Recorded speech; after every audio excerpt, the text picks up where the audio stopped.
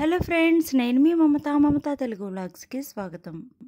ఈరోజు day 15 weight loss జర్నీలో భాగంగా నేనేం తింటున్నాను అనేది చూపిస్తానండి.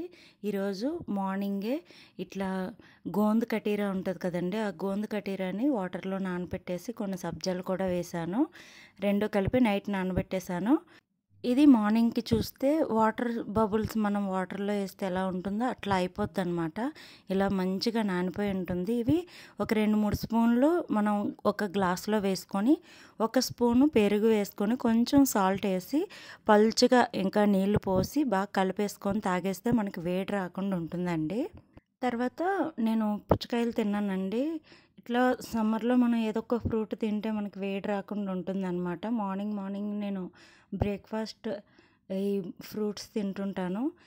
అప్పుడప్పుడు ఇవి తిన్నాక ఆకలి అనిపించిందంటే ఒక దోశ మట్టుకు తింటానండి, ఎక్కువ తిన్ను. ఒక దోశ, ఒక స్పూన్ చట్నీ తింటానన్నమాట. తర్వాత ఆఫ్టర్నూన్ లంచ్ వచ్చేసి పిండి వడియాల కూర అనమాట. టొమాటో వేసి పిండి వడియాల కర్రీ చేశానండి. ఇది ఒక కప్పు మట్టుకు తీసుకుంటాను. అది మనకి ఇందులో ప్రోటీన్ కంటెంట్ అనేది చాలా ఎక్కువ ఉంటుందండి. అక్కడ చూసినట్లయితే ఈ విధంగా ఉంటుంది మనకి పిండి వడియాల కర్రీ. ఆనియన్స్, టొమాటోలు వేసి ఈ విధంగా కర్రీ చేశానండి. పిండి వడియాలు వేసి కొంచెం వాటర్ ఎక్కువ పడుతుంది దీనికి.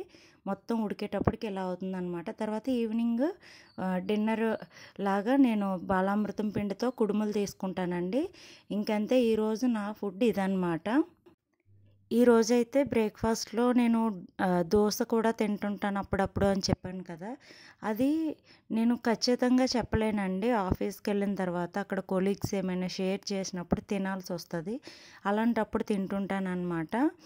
మీరు కూడా అప్పుడప్పుడు ఇట్లా తినాల్సి వస్తే తినొచ్చు, కానీ నెక్స్ట్ మీల్కి స్కిప్ చేస్తూ ఉండాలి. అది ఈ మీల్లో ఎక్కువ తీసుకున్నాను కదా, నెక్స్ట్ మీల్ తక్కువ తినాలి అట్లా. ఇక్కడ చూపిస్తున్న టంబ్లర్తో ఈ రాగి జావ నేను ఆఫ్టర్నూన్ తాగుతున్నానండి.